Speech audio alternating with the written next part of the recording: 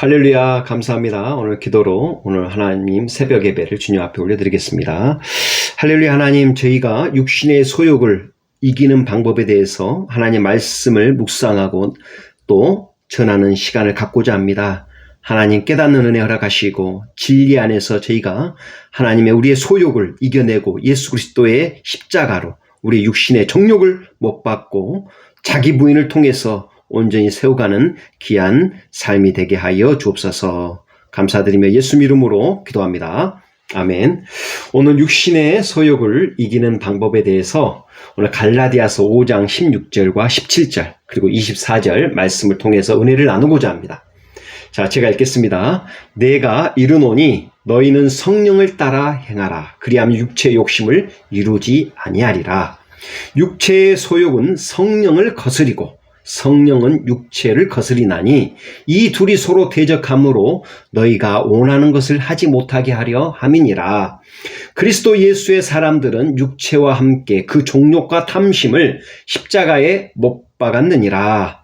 시험에 들지 않게 깨어 있어 기도하라. 마가복음 14장 38절입니다. 마음에는 온이로되 육신이 약하도다 하시고, 오늘 육신의 소욕을 한번 분석해 보고요. 육신의 소욕을 이겨내는 방법이 과연 가능한가?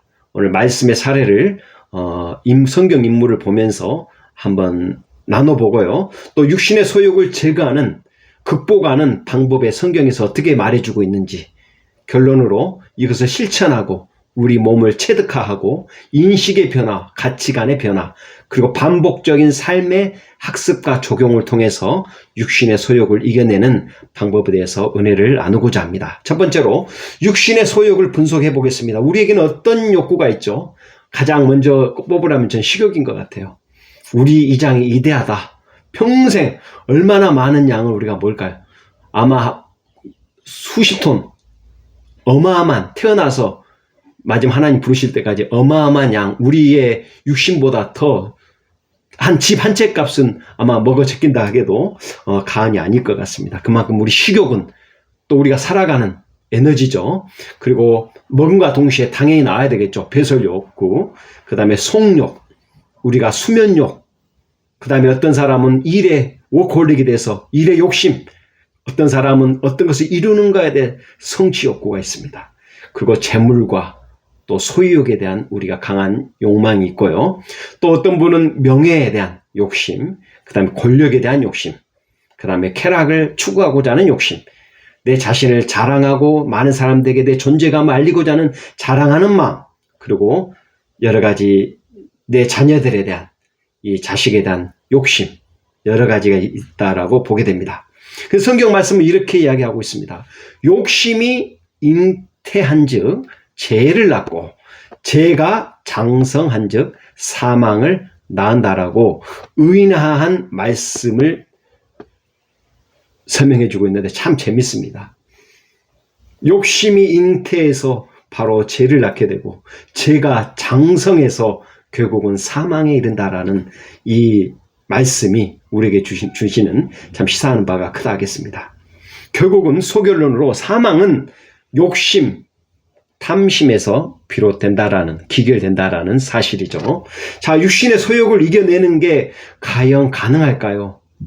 쉽지만은 않습니다. 인간의 기본 욕구를 채우지 못하면 우리는 짜증이 납니다. 또 불평, 불만이 쏟아집니다. 이성을 잃게 되고요. 급기야는 감정이 폭발하게 되는 것이죠. 의식주가 해결되지 않으면 마치 짐승 같은 존재로 살아가게 돼 있습니다.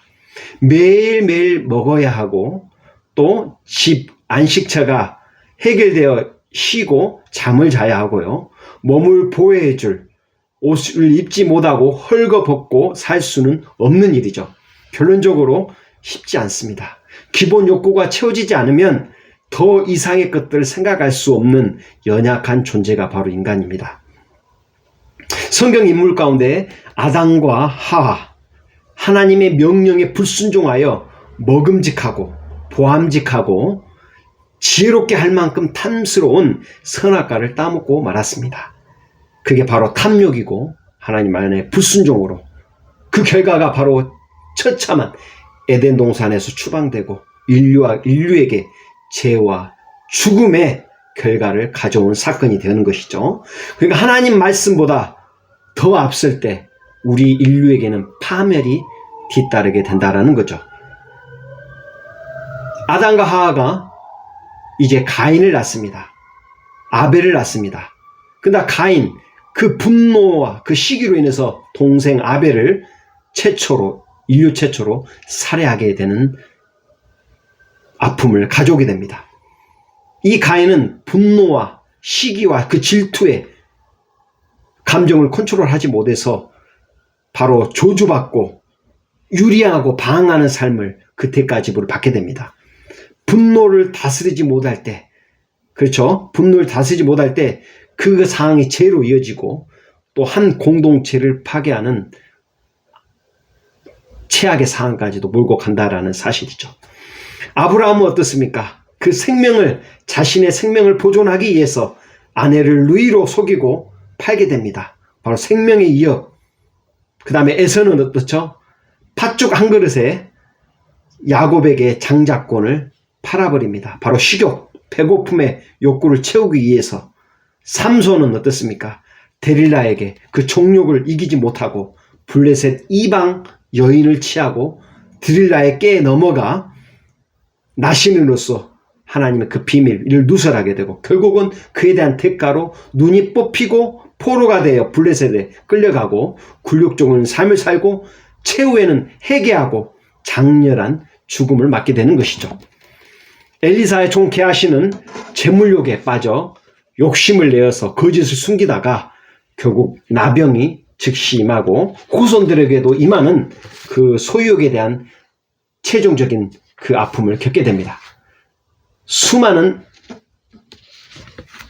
성경 인물들이 이 어려움을 겪게 되죠. 사울은 권력욕에, 그 왕권 권력욕에 사로잡혀서 다윗을 죽이는 시도를 여러 차례, 수차례 행하였고 제사장만 행할 수 있는 제사를 주도했다는 그런 권력욕으로 결국 멸망해 하나님의 성신이 떠나는 그런 마지막 자살을 감행하는 그 아픔으로 역사가 맺게 됩니다. 다윗은 그 성욕을 이기지 못해서 유부녀 밧세바를 간음하고 남편 우리아를 전쟁터에 죽게 하는, 그를 통해서 가정에 내분 분열이 생기고 아들들이 죽고 평생의 고통과 경건한 자도 육신의 욕망에 넘어질 수 있다라는, 회개 없이는 치유되지 않는 놀라운 정말 교훈을 우리에게 보여주고 있습니다. 그 아들 솔로몬도 이방 여인들을 사랑하며 우상 숭배에 빠졌을 때 결국에는 그 자녀 르호보암과 여로보암의 그 왕국 분열을 통해서 남유다와 북이스라엘이 갈려지는, 아무리 지혜와 번영도 육신의 욕망을 절제하지 않으면 무너질 수 있다라는 교훈을 우리에게 주고 있습니다. 신약 시대로 넘어와서 가룟 유다도 돈에 눈이 멀어서 예수를 배신하게 되고요. 양심의 가책으로 결국 그는 자살하게 되고 육신의 소욕을 따라 사는 것이 얼마나 파괴적인 것을 경고하고 있습니다. 아나니아와 삽비라, 이 사도행전 5장에 등장하는 부부로서 거짓과 탐심, 육신의 소욕으로 인해 즉각적인 하나님의 심판을 받는 대표적인 신약의 인물이죠. 참 하나님께서는 초대교회에 그 거룩함을 보존하기 위해서 강하게 대응하셨던 것을 보게 되는 대표적인 교보제 사건입니다. 그러면 육신의 소욕을 제거하거나 극복하는 방법을 성경에서 어떻게 말해주고 있는지 한번 말씀을 묵상해 보고자 합니다. 자, 육신의 소욕은 바로 자기 중심성에서 온다라는 것입니다. 모든 게 나의 중심에서, 나의 욕구로 인해서 결국은 내 자신을 부인했을 때 근본적인 해법이 되는 것입니다. 나의 원함을 내려놓고 하나님의 뜻을 따라 나아가는 훈련이 무엇보다도 필요한 것이죠. 나의 계획을 내려놓고 하나님의 뜻 안에서 온전히 순종하는 자세. 누구든지 나를 따라오려거든 자기를 부인하고 자기 십자가를 지고 나를 쫓을 것이니라. 마태복음 16장 24절 말씀하고 있습니다. 바로 자기 부인, 그리고 새 사람을 입어라. 의와 거룩함의 옷으로 갈아입어라. 자, 갈라디아서 5장 16절에 17절, 내가 이르노니 성령을 따라 행하라. 그리하면 육체의 욕심을 이루지 아니하느니 육체의 소욕은 성령을 거스리고 성령은 육체를 거스리나니. 자, 육체의 소욕과 바로 성령의 충돌이 이루어지게 되어 있습니다. 자, 육신의 소욕은 억제만으로 억제한다고 해결되는 것이 결코 아닙니다. 더 강한 힘인 성령의 인도하심을 따라야만 이 육신의 소욕을 막을 수 있는 거죠. 바로 성령의 욕망을 성령은 욕망을 단순히 억누리는 차원이 아니라 새로운 욕망, 하나님에 대해 의에 대한 그 갈망으로 우리에게 다가옵니다. 더 강한 성령님의 역사가 우리의 삶 가운데 이루어진다라는 것이죠.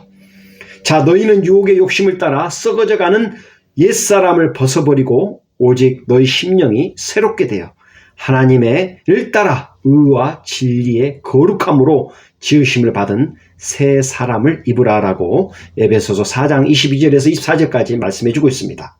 바로 육신의 소욕은 옛사람의 특징입니다. 내 육신의 욕구대로 반응하고 본능적으로 행하는 사건은 바로 옛사람의 모습인 거죠. 옛사람의 정의는 육신의 지배를 받는 자. 그럼 새 사람의 정의는 어떨까요? 의와 거룩한 옷으로 갈아입는 자. 자, 의식적으로 옛 습관을 벗고 말씀과 성령으로 새 성품을 입어야 한다는 것입니다. 자, 이를 위해서 우리는 실천에 그 몸에 체득화되는 이 프로세스가 필요한데요. 우리의 인식과 가치관의 변화, 그리고 이것을 반복적으로 실천했을 때 우리 몸의 체득화와 이 습관화가 오는 것입니다. 바로 옛사람의 모습은 이런 거였습니다. 내가 내 삶의 주인이 나다. 내가 내 삶의 주인이다. 모든 게 나의 중심입니다. 그 어린아이의 모습이죠. 모든 게 다 내 거야 라고 이야기하고 나의 삶의 주인은 나다. 그러나 하나님이 주인이시다. 성경적으로 우리가 영적인 사람이라면 하나님의 주인이시다. 하나님의 중심이 내가 자신의 중심이 아니라 하나님 중심으로 바뀌는 거죠. 바뀌기 전에 이렇습니다. 쾌락이 기쁩니다. 쾌락이 나의 삶의 목표다. 그러나 거룩히 바뀐 후에는 거룩함이 진정한 나의 기쁨이고 거룩함, 구별됨, 빛과 소금의 역할이 나의 진정한 모습이다라는 거죠. 그 나는 약해서 바뀌기 전에는 못 바꾼다. 옛사람의 모습입니다. 그러나 바뀐 후에는 성령 안에서 나는 새로운 피조물이다. 새 사람을 입었다. 내가 내 자신을 바꾸는 게 아니라 성령님께서 나를 바꾸신다. 그리고 바뀌기 전에는 보이는 게 전부다. 세상의 눈으로 보는 모든 것들에 우리는 인투되어 있습니다. 그러나 바뀐 후에는 영원한 실제가 더 중요하고 영적인 세상을 깨닫게 되는 것이죠. 우리의 가치관의 변화는 어떻습니까? 세상 가치는 성공이, 권력이, 돈과 명예가 중요하다고 이야기하고 있고요. 하나님 나라 가치관의 성공은 순종하는 거, 그 다음에 섬기는 거, 충성하는 거, 사랑을 실천하는 거, 의와 거룩함으로 옷 입는 자가 성공이라고 이야기합니다. 세상 사람의 가치관은 크면 높으면 좋다라고요. 예수 믿는 자는 낮은 자가 큰 자라고 이야기하고요. 가치관의 변화가 세상 사람의 가치관은 자기를 높이는 거, 그러나 예수를 믿는 자는 자기를 낮추는 자가 하나님께서 우리를 높여주시는 은혜를 누리게 되고요.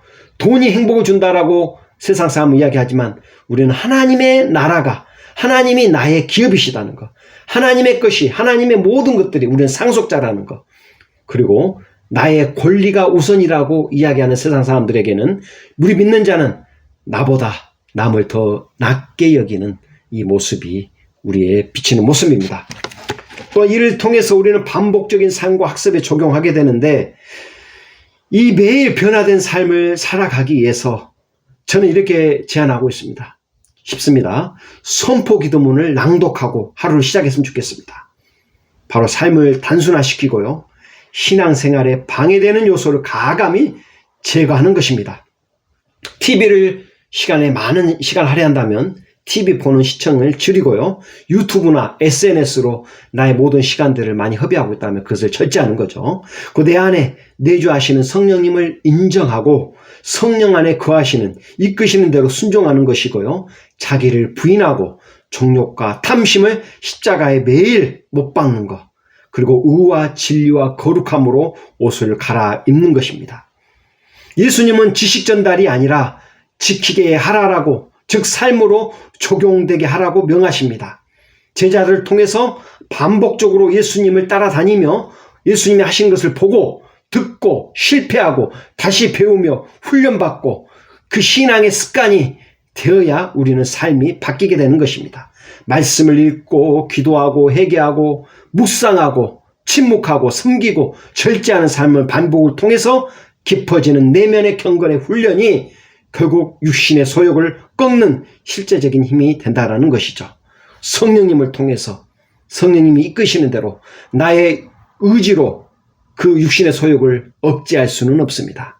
더 강한 성령님이 내 안에 계심으로 말미암아 거룩한 하나님의 의를 더 열망하게 되고 더 성령님의 도우심을 간구하게 되는 것입니다. 자, 오늘 말씀을 생각하면서 기도하시겠습니다. 할렐루야. 하나님, 육신의 소욕을 우리가 극복하기에는 감당할 수가 없는 연약한 인생임을 고백합니다. 성령님, 내 자신을 매 순간 하나님께 선포하며 내 연약함을 주님 앞에 맡겨드리며 나를 고쳐달라고, 나를 온전한 자로 세워달라고, 거룩함과 의로 새 사람을 있게 해달라고 매일 성령님께 간구하며 불부짖으며 하나님 나아가기를 소망합니다. 육신의 소욕을 극복하고 성령의 사람으로 거듭나는 귀한 오늘 하루의 삶이 되게 하여 주옵소서. 감사드리며 예수님 이름으로 기도드립니다. 아멘.